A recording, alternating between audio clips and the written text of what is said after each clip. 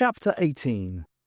The air was acrid with sulphur, so much so that Kittig was sure that even the doctor would have been able to smell it, if Morvril hadn't been keeping him locked up in the air-scrubbed dome. "Is this the best place to build your base?" asked Kittig, indicating the column of ash and smoke rising from the dark cone of the volcano. "Definitely. The mountain isn't that near, and the regular ashfall keeps the soil fertile. We'll be able to grow crops. We can survive for decades here."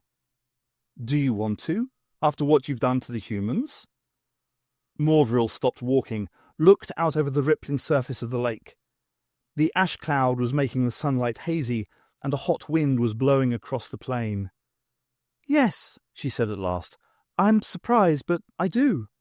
I never imagined that I'd want to be at peace if we won, that I'd want to do anything but fight and fight and fight, but—" She hesitated. "Perhaps I just want to be a farmer again." Kittig kicked up the ash-white sand of the beach, watched the dust scatter in the wind. He thought carefully for a moment, then said it. "And your children?" Morvril looked up sharply, and her night eyes opened for a full second, glaring with blood. "You smelled it," she snapped. "I have a wife and children," said Kittig, "and I had younger brothers and sisters. I know the scent of a pregnancy, and I would guess that you aren't the only one." Morvril turned back to the lake, said nothing. "It's a colony, isn't it? You're building Paratractus, aren't you?" Morvril tossed her head. "I didn't want to tell you," she said after a while. "I wasn't sure I could trust you. I'm still not sure. But I suppose you were bound to work it out eventually. The doctor will work it out too. He is very perceptive." "Yes, I know." She turned back to him. "Is he an Imperial agent?" "I really don't know. I don't know much about the Empire. But I think—" Kittig hesitated, looking for the right words. "Even if that's part of it, he's more than that. But he favours the humans." "He has to. He says it's to do with the nature of time." "Yes, I spoke to him." A pause. "I could have him tortured, you know, until we get the truth." A longer pause. "I could have you tortured until we get the truth from him." Kittig's throat constricted. The smell of ash and sulphur in the air seemed to get stronger. "You'd do that to me? To him?" "You saw what they did to us." Morvril swung round, rose on her hind legs, and kicked at the air, disturbing a cloud of insects. She turned as she fell back, so that she was facing Kittig. Took hold of his hands.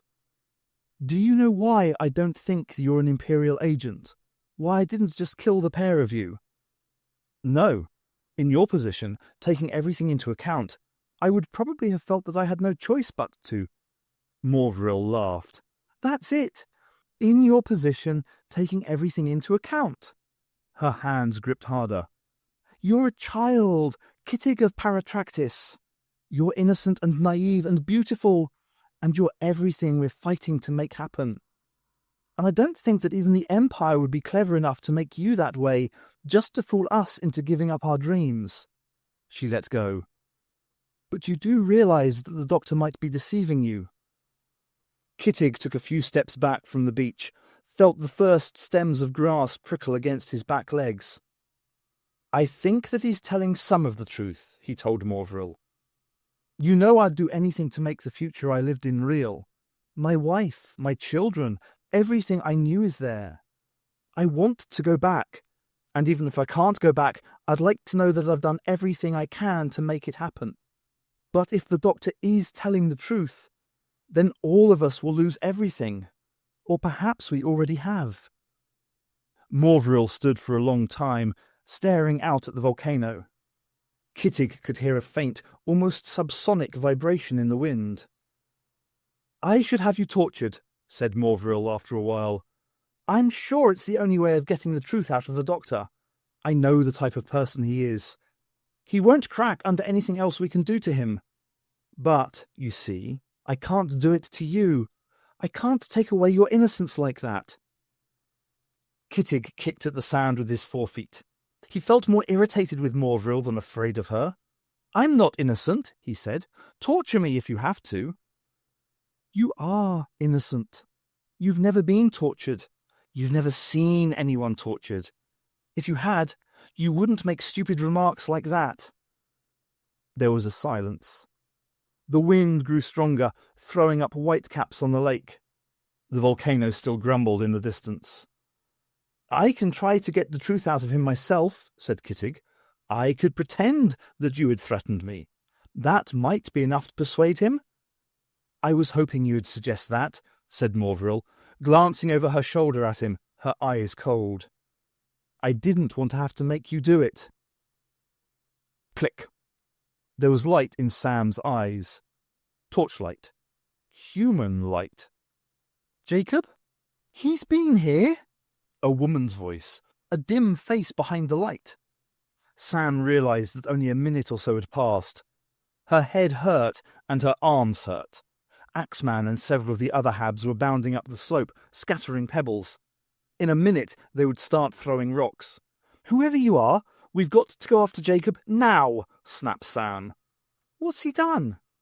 Sam felt a nudge of fear. Whose side was this woman on? It might be better to run for it, find Jacob, work out some kind of strategy. But Jacob had already abandoned her once. A hand grabbed hers. Can you get up? Sam got up, felt a stabbing pain in her neck, and almost vomited. The other woman held on to her. A rock clattered past them. We've got to go, urged Sam. No, wait, they won't hurt us if we... Ow! Sam almost laughed. They both started running, Sam clumsily. Her neck was still hurting, and her head buzzed. She saw Haberline shadows around them, but none approached, though there was quite a lot of hooting and grunting. Finally, they seemed to be clear of them. The woman peered uncertainly at Sam in the weak moonlight. She began. You are Sam, aren't you? Sam nodded. Who are you? Why don't you like Jacob?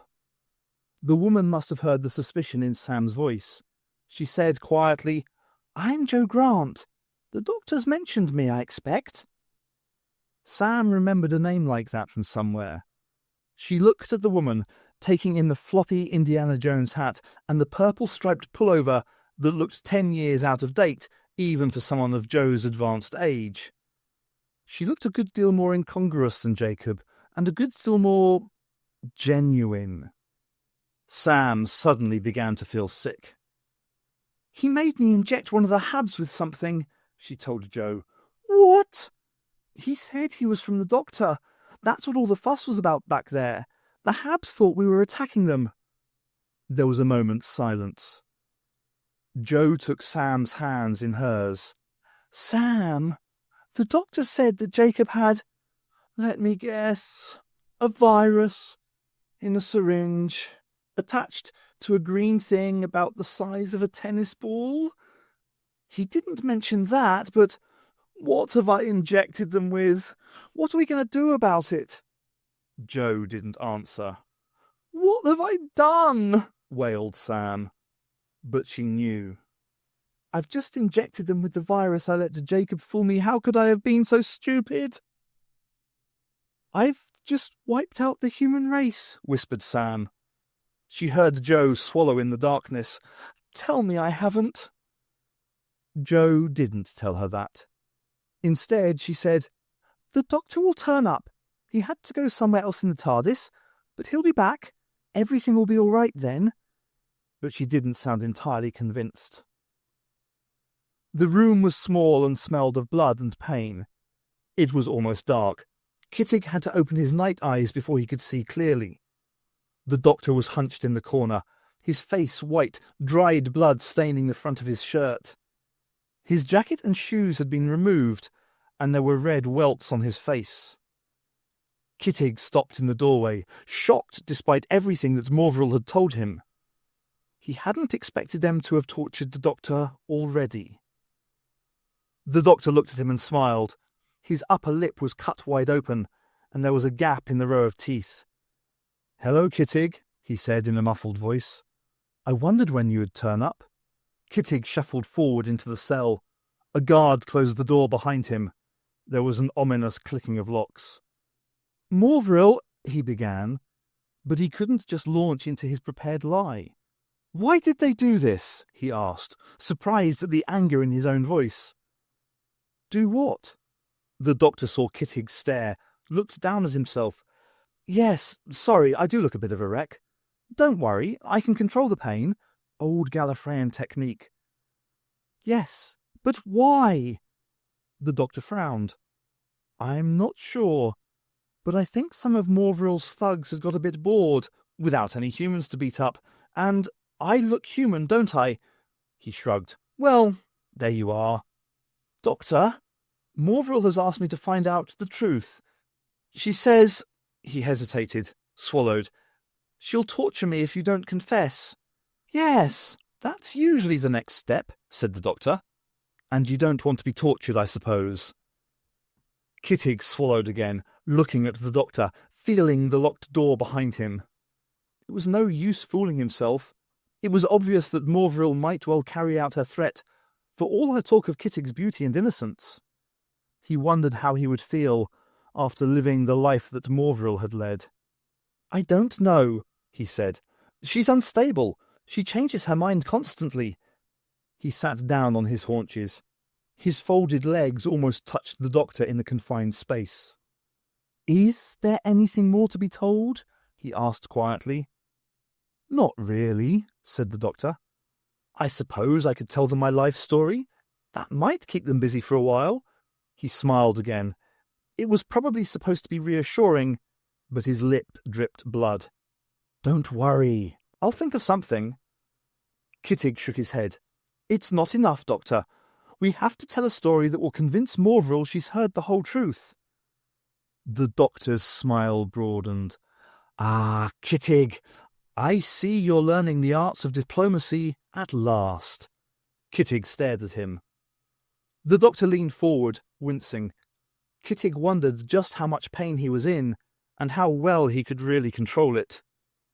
"They're not going to let me out of here," he said quietly. "Not ever.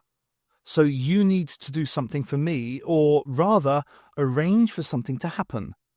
I'm not sure it will work, but if it doesn't, I suspect we'll all cease to exist after a little while. So I think you'd better give it a try." "What I need you to do is, before you tell me," said Kittig quickly, "I should tell you something."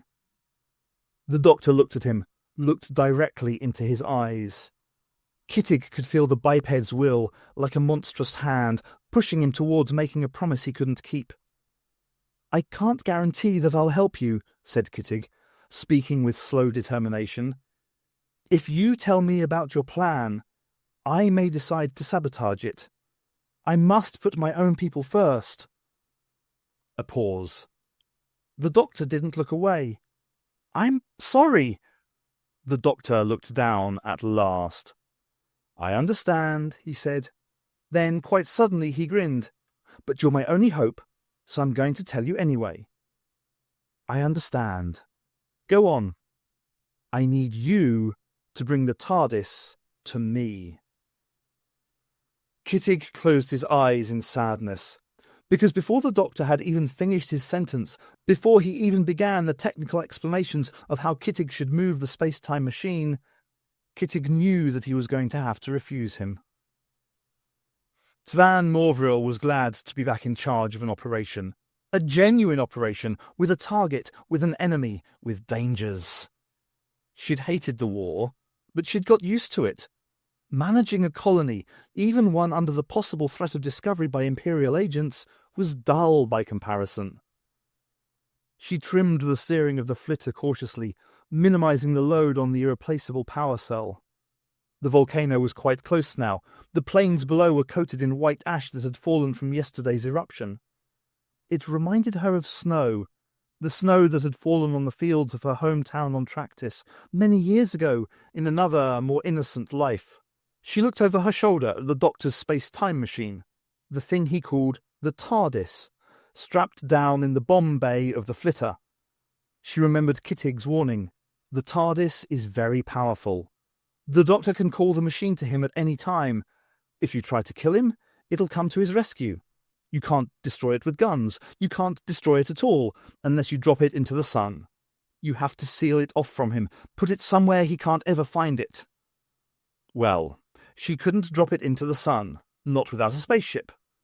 But the volcano was the next best thing, and there was just enough flitter power left to get her there, though she was probably going to have to walk part of the way back.